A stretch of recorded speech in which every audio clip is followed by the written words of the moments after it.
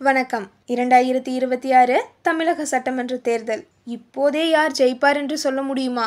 இல்லை. ஆனால் யார் ஜெயிக்க வேண்டும் என்று டெல்லி தீர்மானித்து விட்டது. மேலும் அதற்கான பெரிய வியூகத்தை தீட்டி வருகிறது.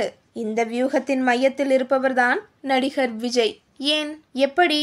இந்த வீடியோல முழு விவரத்தையும் தெரிஞ்சுக்கலாம். 2021 தேர்தலில் திமுக கூட்டணி 159 இடங்களில் வென்றது. அதிமுக தலைமையிலான NDA கூட்டணி 75 இடங்களில் தான் வென்றது. இரு கூட்டணிகளுக்கும் இடையே வாக்கு சதவீத வேறுபாடு வெறும் 6% தான். டெல்லியின் பார்வையில் இந்த 6% வாக்குகளை தான் பிரிக்க வேண்டும். அப்போதுதான் NDA கூட்டணிக்கு வெற்றி கிடைக்கும். ஆனால் இந்த வாக்குகளை பிரிப்பதற்கு இப்போது ஒரு பெரிய சவால் உள்ளது. அதுதான் தமிழக வெற்றி கழகம். டெல்லி வட்டாரங்கள் நம்புவது என்னவென்றால், திமுக எதிர்ப்பு வாக்குகளை விஜய் பிரிக்கிறார். அதாவது விஜய் தனி கட்சி என்ற நிலையில் இருந்தால் திமுகவை எதிர்க்க விரும்பும் வாக்குகள் விஜய் பக்கம் போகும். இதனால் NDA கூட்டணியின் வாக்குகள் குறையும். இதை தடுக்கத்தான் பாஜக ஒரு சக்கரவியூகம் போட தீர்மானித்திருக்கிறது. இந்த வியூகத்தின் முதல் படி அதிமுகவுடனான உறவை சுமூகமாக பேணுவது. இதற்காகத்தான் சமீபத்தில் எடப்பாடி பழனிசாமி டெல்லி சென்று அமித்ஷாவை சந்தித்தார். அந்த சந்திப்பில் கட்சியிலிருந்து நீக்கப்பட்ட முன்னாள் தலைவர்களை மீண்டும் சேர்க்க வேண்டுமா என்பது விவாதிக்கப்பட்டது. ஆனால் இங்கே ஒரு பெரிய பிரச்சனை. எடப்பாடி பழனிசாமி இந்த யோசனையை விரும்பவில்லை. ஆனால் பாஜக முன்னாள் துணை முதல்வர் O பன்னீர்செல்வம் போன்றவர்களை தன் கூட்டணியில் சேர்க்க ஆர்வம் காட்டுகிறது. இது எடப்பாடி பழனிசாமிக்கும் பாஜகவுக்கும் இடையே கருத்து மோதலை உருவாக்க வாய்ப்புள்ளது.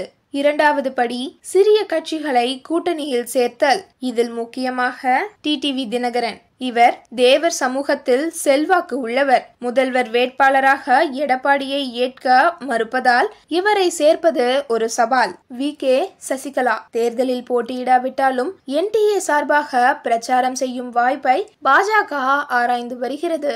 பாமக மீண்டும் கூட்டணியில் சேர்க்க முயற்சிகள் நடக்கிறது. ஆனால் இதில் மிக முக்கியமான கேள்வி, விஜயை NDAவில் சேர்க்க வேண்டுமா? இதில் கூட்டணியினரிடையே பிளவு உள்ளது.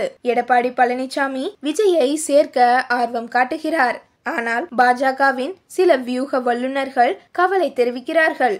அவர்களின் கவலை என்னவென்றால், விஜய் வந்துவிட்டால் திமுகவின் வாக்கு வங்கியிலிருந்து வரும் ஆதரவு பலமாக குறையும். அதே நேரம் விஜயை மாற்று என்று நினைத்து NDAவை விட்டு வெளியேறியவர்கள் மீண்டும் திமுகவுக்கே திரும்பிவிடலாம். இது ஒரு இரட்டை வாள்.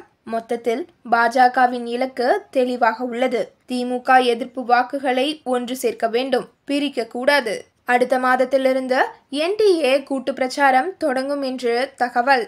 முடிவுரையாக 2026 தேர்தல் சமன்பாடு மிகவும் சிக்கலானது. விஜய் என்ன முடிவு எடுக்கிறார் என்பதே எதிர்க்கட்சி வாக்குகள் எப்படி பிரியும் என்பதை தீர்மானிக்கும் காரணியாக இருக்கும். உங்களுக்கு என்ன தோன்றுகிறது? விஜய் எந்த கூட்டணியில் சேர்வார்? பாஜகவின் இந்த வியூகம் வெற்றி பெறுமா? உங்கள் கணிப்புகளை கமெண்டில் தெரியப்படுத்துங்கள். நன்றி.